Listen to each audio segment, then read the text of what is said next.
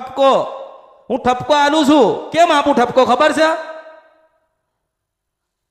કે કોઈ વિધિમાં પડશો નહીં, કોઈ દોરામાં પડશો નહીં, કોઈ શ્રીફળમાં પડશો નહીં, ભક્તિમાં પડી જાઓ, ભજનમાં પોરવાઈ જાઓ, માતાજીના મંગળવાર ચાલુ કરો. આ એક ભક્તિ છે, આ મોટા મોટી સાધના છે. આખો દિવસ ઉપવાસ કર્યો મંગળવારનો, માતાજીનું કુળદેવીનું નામ લીધું, કામ ધંધેથી કે થાકીને ઘરે ગયા, સુખડી બનાવી હતી, એ સુખડી પરિવાર સાથે ભેગા થઈને માતાજીને સુખડી જરાઈ, માતાજીની આરતી કરી. માં કેટલી રાજી થાય. માના તમે જ મજબૂર કરી શકો છો કે તારા છે ને તું આલજે, તારા છીએ તું બનાવજે. માં અમે તારા, તું અમારી છો. માં રાજી ના થાય? થાય ને. એટલે મોટા મોટા મંદિર વાળીને પેલા રાજી કરતા પહેલા આપણા ગોખલામાં બેઠી છે ખોડિયાલ, કાળકા, મેલડી કે સધી કે સિકોતર કે ચાવંડ, એને રાજી કરજો. ક્યાંય ફરવું નહીં પડે. આજે 40-50 હજાર માણસ મને મળવા આવ્યું, માસ્તર આવ્યું ને, કાલ લાખ આવશે, 2 લાખ આવશે, 3 લાખ આવશે, 11 લાખ આવશે. હું કેમ નહીં મળીશ? પણ સંદેશો તો અપાય ને. ના અપાય? તે મંગળવારના ઉપવાસ કરજો,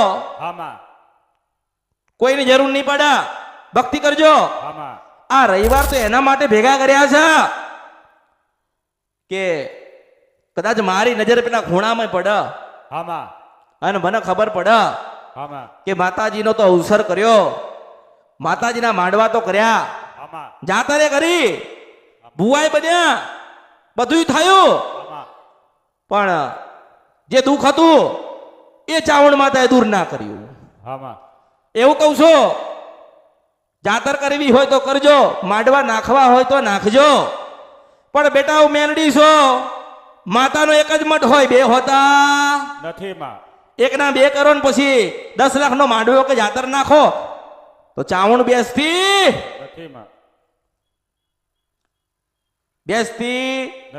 નથી. પણ તમે બેહાડો છો, તમે બનાવ્યું છે.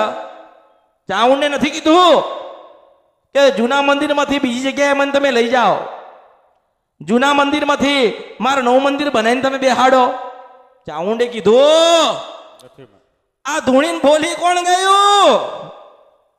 કહું, માણસ. માણસ કેટલા? કોણ બોલ્યો?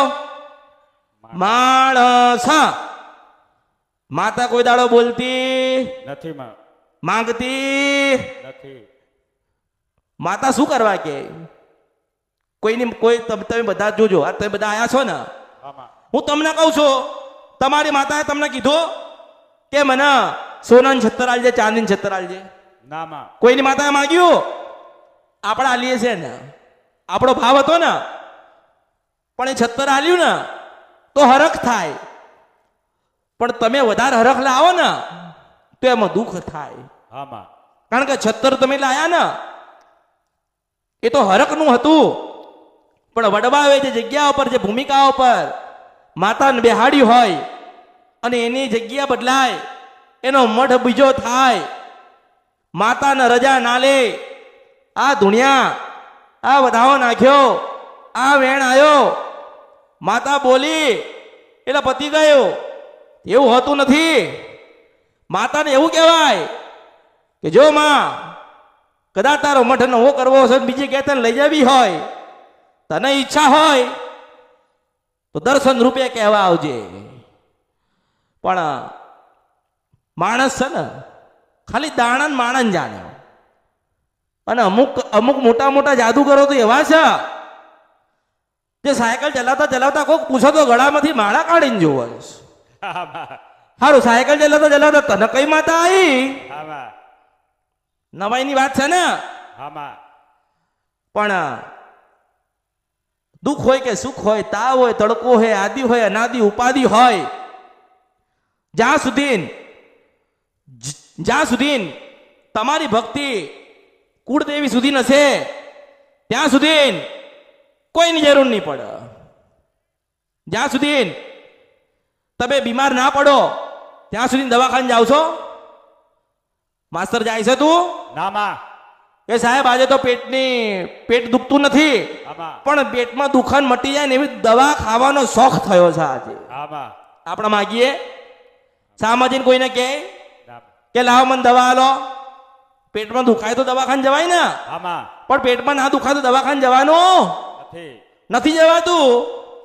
એવી રીતે જ્યાં સુધી આપણે કુળદેવીની ભક્તિ ના કરી શકતા હોય ને અને કુળદેવીની ભક્તિ ના કરવી હોય ને તો બહાર ફરવા જજો.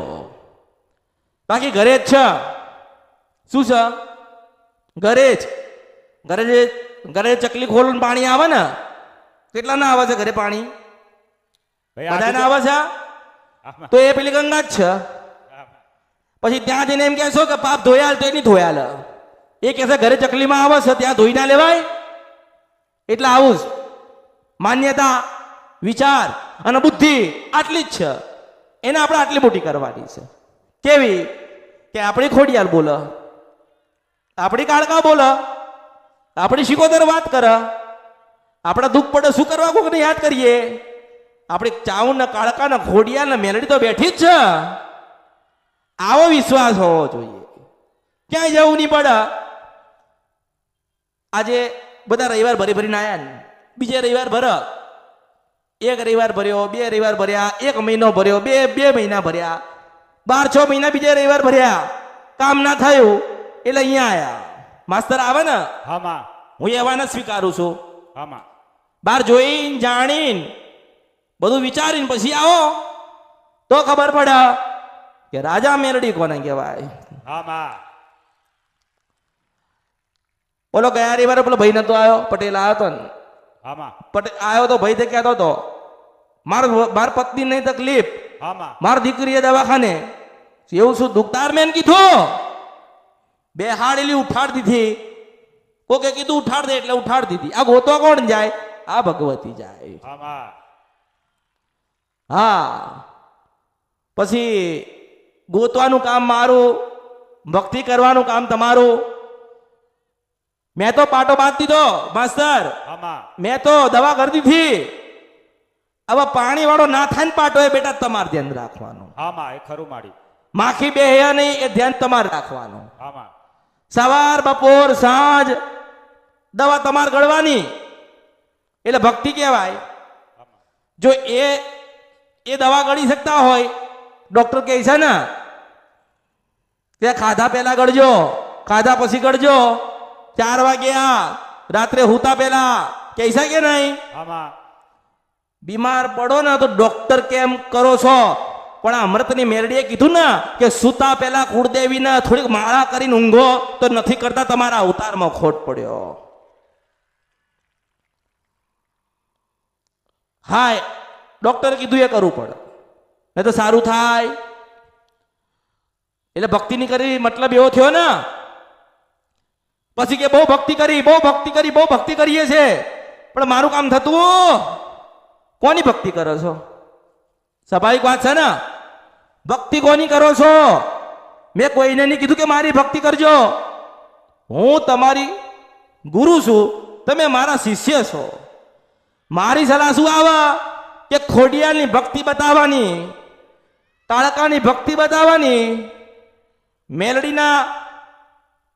મેલડીના જે દીવા પેઢીમ થતા હોય એને કેવી રીતે કરવા, કેવી રીતે માતાજીને રાજી કરવી, એ પ્રયત્ન તમારો હશે ને. પણ સલાહકાર કોણ હોય? અમૃતની મેલડી. પછી કે બહુ જોવડાઈ લીધું, બહુ ફરી લીધું, મારું કામ કોઈ જગ્યાએથી થયું ના થયું? એક જ મારો થઈ જા. જો ના ધાર્યું હોય ના બને નાબુ તો મારું નામ મેલડી નહીં. તો ભક્તિ જ કોની કરી છે? કે મેલડી માં ની. કયા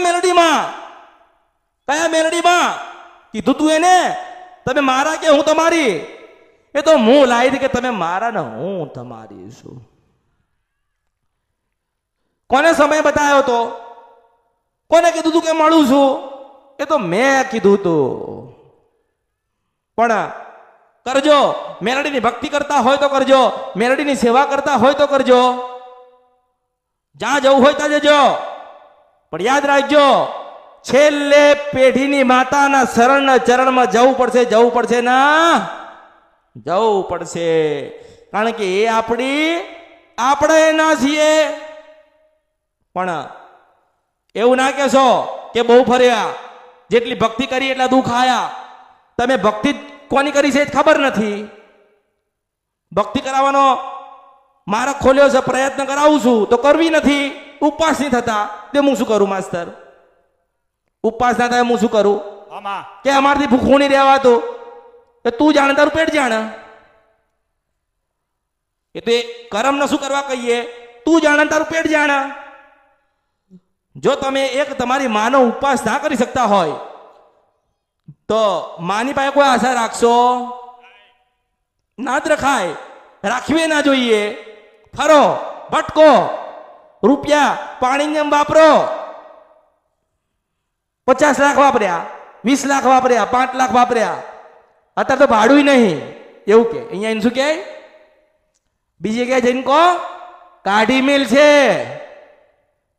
એ તો અહીંયા જે કોઈ સેવા કરતા હોય ને, જે કોઈ સેવા નાની મોટી જે કોઈ એની સેવા કરતા હોય ને, એમને મેં સેવક બનાયા જ નથી. એમને મેં એવું કીધું છે કે હું તમારી જનેતા અને તમે મારું સંતાન છો. સેવક એટલે શું કહેવાય? સેવક એટલે સેવક કહેવાય. માં એટલે સંતાન એટલે હું મોર છું માસ્તર. કોણ છું? હું મોર છું. મોર જોયો છે ને? તે તો જોયો જ છે. હું મોર છું, મોર. અને જેટલા સેવા કરે ને, જે કોઈ નાની મોટી સેવા કરે, એ મારી પાંખો છે, હું મેળવી છું. હવે વિચાર કરો કે મોર ઉભો હોય ને એની પાંખો જતી રહે તો મોર કેવો લાગે? લાગે રૂડો? ના લાગે. પણ એ જ મોરની અંદર એની પાંખો ફેલાયેલી હોય ને તો આખી દુનિયામાં એને જોવા આવે લોકો. હું મેળવી છું એટલે હું મોર છું. આ બધી મારી પાંખો છે. મેં કોઈ દિવસ કોઈને હારું લગાડવા માટે વાત કરી નથી. કોઈ મોટી મોટી વાતો કરી નથી કે આટલી બધી વસ્તી આવશે, આટલા બધા માણસો આવશે, આટલા બધા ભાવિક આવશે. મેં કીધેલું છે કે 5 કિલોમીટર આમ ગાડી ઉભી રહેશે અને 5 કિલોમીટર આમ ઉભી રહેવાની.